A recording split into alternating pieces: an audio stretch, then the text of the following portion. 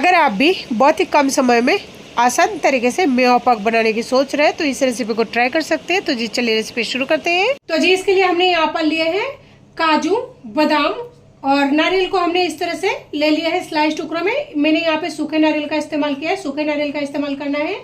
और यहाँ पे हमने किशमिश ले लिया है, साथ ही यहाँ पे पिस्ता, खरबूजे के बीज और मूंगफली। ड्राईफ्रूट्स आप अपनी पसंद का ले सकते हैं। अगर इनमें से आपके पास कोई ड्राईफ्रूट्स अवेलेबल ना हो तो फिर आप उसे स्किप कर सकते हैं। कढ़ाई को हमने यहाँ पे गर्म होने के लिए रख दिया है। कढ़ाई हमारा गर्म हो चुके हैं। इसमें हम डालेंगे सबसे पहले मूंगफली। मूंगफली को हम धीमे गैस पर इस तरह लगातार चलाते हुए फ्राई करके ले लेनी है। तो जी मूंगफली को हमने 4 से 5 मिनट तक धीमे गैस पर फ्राई कर लिया है। आप देख पा रहे होंगे मूंगफली का जो छिलके का कलर है डार्क हो चुके हैं, यानी हल्का हल्का देखने से लग रहा है मूंगफली में फ्राई हो चुकी है। इसके साथ ही आप देख सकते हैं देखने से लग रही है मूंगफली का जो ये छिलका है फटने लगी है। इसके साथ ही मूंगफली जो है अपने आप ही छिलका छोड़ना शुरू कर दी है। तो जी चलिए मूंगफली को हम उतार लेते हैं। इसी कढ़ाई में हम यहाँ पर लेंगे 1 चम्मच घी। मैंने यहाँ पे बिना पिघला हुआ लिया। आप अगर पिघला हुआ लेते हैं तो 2 छोटे चम्मच घी ले सकते हैं। घी हमारा यहाँ पे पिघल चुकी है। तो सबसे पहले हम यहाँ पर डालेंगे बादाम, साथ में हम काजू को भी डाल देंगे और धीमे गैस पर सारे ड्राई फ्रूट्स को लगातार चलाते हुए फ्राई करके ले लेने। ये जो काजू और बादाम है ना, इसमें थोड़ा सा टाइम ज्यादा लगता है और ड्राई फ्रूट्स की तुलना में। इसे काजू और बादाम को अलग से फ्राई करके ले। अगर आप ड्राई फ्रूट्स को फ्राई करके लेते हैं ना, इससे फ्लेवर बहुत अच्छी आती है, साथ ही जो टेस्ट है दुगुनी हो जाती है। जो आप ड्राई फ्रूट्स का कलर दे सकते हैं, बिल्कुल ही चेंज हो चुकी है। देखने से पता लग रही है हमें जो ड्राई फ्रूट्स है फ्राई होकर बिल्कुल रेडी हो चुके हैं। और इस ड्राई फ्रूट्स को फ्राई करने में हमें धीमे गैस पर 1 से 2 मिनट का टाइम लगा है। तो इसी तरह के ड्राई फ्रूट्स को हमें फ्राई करके ले लेनी है। तो जी चलिए अब हम सारे ड्राई फ्रूट्स को उतार लेते हैं। इसी घी में हम किशमिश को भी फ्राई कर लेंगे। किशमिश को भी हमें इस तरह लगातार चलाते रहना है। हमारा बहुत ही ज्यादा गर्म है क्योंकि आप देख पा रहे होंगे किशमिश का जो कलर है चेंज होना शुरू हो गई है और किशमिश को फ्राई होने में बहुत ज्यादा समय नहीं लगता है। किशमिश को फ्राई करने से पहले एक बार जरूर डंठल को हटा ले। कई बार इसमें डंठल वगैरह बहुत ही स्ट्रांग वाली होती है। तो जो देख सकते हैं हमारे जो किशमिश है बहुत ही बड़ी तरीके से फूलकर बिल्कुल रेडी हो चुके हैं और किशमिश को फ्राई करने में हमें लगभग आधे मिनट का समय लगा है। तो जी चलिए सारे किशमिश को उतार लेते हैं। इसी घी में हम नारियल को भी फ्राई करके ले लेंगे। ड्राई फ्रूट्स को भूनने में हमें बहुत ज्यादा घी की आवश्यकता बिल्कुल नहीं होती है। बहुत ही कम घी में जो है ड्राई फ्रूट्स फ्राई होकर रेडी हो जाती है। धीमे गैस पर ही हम नारियल को भी जो है लगातार चलाते हुए फ्राई करके ले लेनी है। नारियल भी बहुत ही कम समय में फ्राई हो जाती है। नारियल को बहुत ज्यादा फ्राई नहीं करना। अगर ये बहुत ज्यादा फ्राई हो जाएगा ना तो इसका जो टेस्ट है ना बिल्कुल कड़वी सा लगती है, जो कि खाने में बिल्कुल ही अच्छा नहीं लगता। इसे धीमे गैस पर हल्का सा फ्राई करके ले लेनी है। नारियल को भी हमने धीमे गैस पर आधी मिनट तक फ्राई करके ले लिया है। देख सकते हैं नारियल का जो कलर ना हल्का सा चेंज होने लगी है। तो हमें इतना ही फ्राई करना है, इससे ज्यादा डार्क नहीं करना। तो जी चलिए अब हम नारियल को भी उतार लेते हैं। इसमें हम जो है खरबूजे के बीज को भी डाल देंगे, साथ में यहाँ पे पिस्ते को भी डाल देंगे। धीमे गैस पर इसे भी हम फ्राई करके ले लेंगे।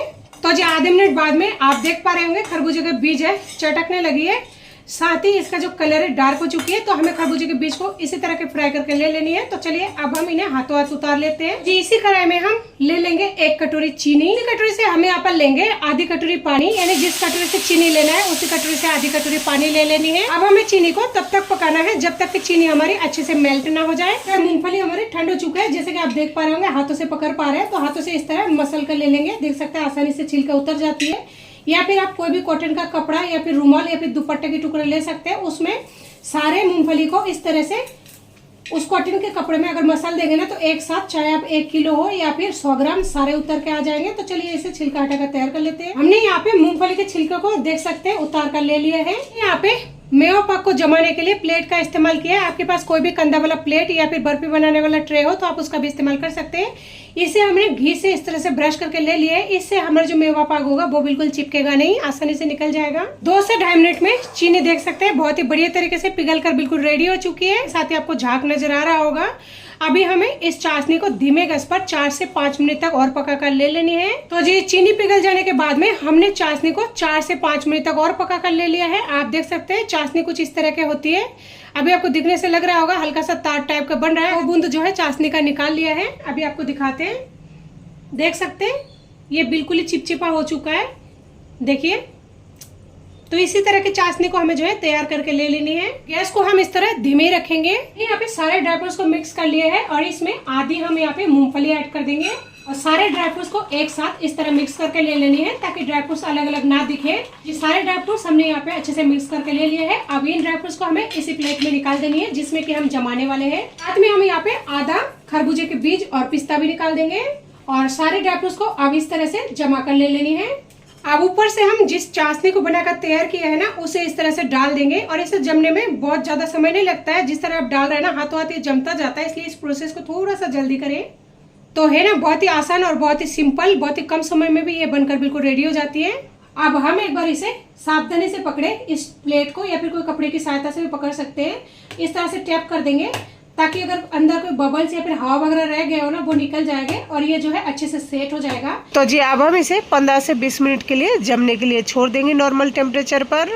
तो जी हमारे पास जो बाकी बचे हुए ड्राई फ्रूट्स है उसे हम इसी चाशनी में डाल देंगे। यानी कि हम 2 तरीके से बना रहे हैं। दोनों तरीकों में से आपको जो भी तरीका पसंद आए आप उसी का इस्तेमाल कर सकते हैं। और एक ही चाशनी बनाकर आप 2 तरीके से बना सकते हैं, जो कि बहुत ही ज्यादा आसान, साथ ही आपको कम मेहनत लगने वाली है। तो सारे ड्राई फ्रूट्स को हम इसी तरह चलाते हुए एक बार मिक्स कर लेंगे इस चाशनी के साथ में। और गैस को हमें इस टाइम धीमे ही रखना है। जैसे जैसे चाशनी के साथ में आप मिक्स करते जाएंगे ना, देख पा रहे होंगे हमारी जो चाशनी है उसके साथ में इस तरह सूख जाती है, देख पा रहे होंगे आप, जो कि दिखने में बहुत ही अच्छा लग रहा है, साथ ही खाने में भी ये उतना ही टेस्टी लगती है। और सबसे बड़ी फायदा बताऊं इस रेसिपी का क्या है, ये जो ड्राई फ्रूट्स का मेवा है ना, आप इसे एक बार बनाकर 2 से 2.5 महीने के लिए स्टोर कर सकते हैं। लेकिन आप जिस किसी भी डब्बे या जार में रखें ना, उस डब्बे को अच्छे से क्लीन करने के बाद, और एयर टाइट वाला डब्बा होना चाहिए, तभी ये जो है लंबे समय तक टिकेगी। तो देख सकते हैं हमारी ये जो मेवा पाक है बनकर बिल्कुल रेडी है। तो चलिए हम इसे उतार लेते हैं।